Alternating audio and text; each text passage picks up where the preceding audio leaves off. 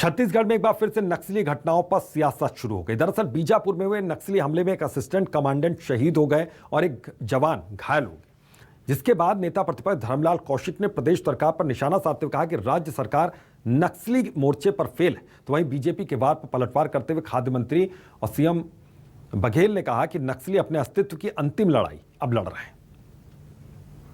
राज्य सरकार बड़े बड़े दावे करती है कि नक्सलियों का समाधान हो रहा है, लेकिन एक दिन ऐसे नहीं जा रहे कि नक्सलियों की घटना ना हो। अभी कुछ दिन पहले एक सरपंच है, उसकी पत्नी की हत्या हो गई। एक अभी जो पुल बना रहे हैं उनके ठेकेदार के 2 लोगों को अगवा कर लिए गए और लगातार इस प्रकार से नक्सलियों को दबाव बना हुआ है। लेकिन इस सारी घटना को देख करके लगता है कि सरकार ने नक्सलियों के सामने में घुटना टेक दिया है और लगातार इस प्रदेश में नक्सली घटना को अंजाम देते जा रहे हैं। सरकार के नियत और नियति दोनों खोट है, जिसके कारण में नक्सली गतिविधियां बढ़ रही हैं। अपने बचाव में अपना अस्तित्व बचाने के लिए संघर्ष करेंगे। तो ये समझो कि सरकार की योजना सफल हो रही है और उन लोग भी अपने अस्तित्व के लिए अंतिम लड़ाई लड़ रहे हैं। रमन सिंह जी 15 साल को अवसर दिया छत्तीसगढ़ की जनता ने। 3 ब्लॉक में नक्सली थे, वो बढ़ के 14 जिले में पहुंच गया। तो क्या ये उनकी उपलब्धि है?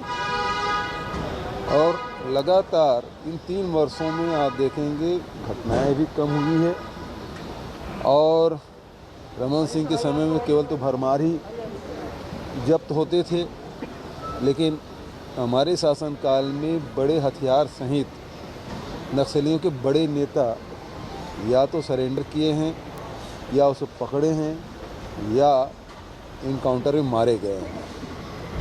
तो हमारे शासनकाल में सही नीति के हिसाब से काम हो रहा है।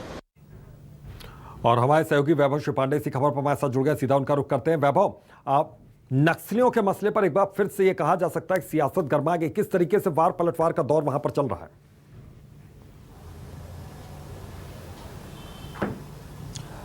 देखिए, छत्तीसगढ़ में फिलहाल जो स्थिति है उसके मुताबिक नक्सली घटना पिछले 3 साल में बहुत कम रहे हैं, इसमें कोई दो राय नहीं है।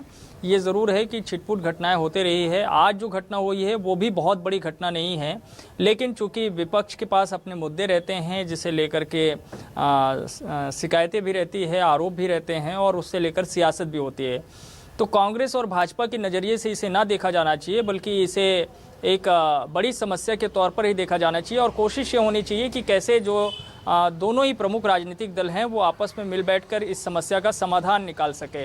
क्योंकि केंद्र में बीजेपी की सरकार है और छत्तीसगढ़ में कांग्रेस की सरकार है, तो दोनों ही सरकारों के बीच में इसे लेकर के एक टकराहट हमेशा बनी रहती है, इसमें कोई दो राय नहीं है। और जो सियासत अब इस घटना को लेकर, हाल ही में जो घटना हुई है यानी कि बीजापुर के उसूर में जो घटना हुई है उसे लेकर के नज़र आ रही है, तो वो तो स्वाभाविक है कि विपक्ष की तरफ से ऐसे आरोप लगेंगे। लेकिन कांग्रेस सरकार की तरफ से जो दावे किए गए थे सरकार बनने से पहले, उस पर भी अभी बहुत ज़्यादा सफलता सरकार को नहीं मिल पाई है, ये भी सच बात है। बिल्कुल, बहुत बहुत शुक्रिया वैभव इस तमाम जानकारी के लिए।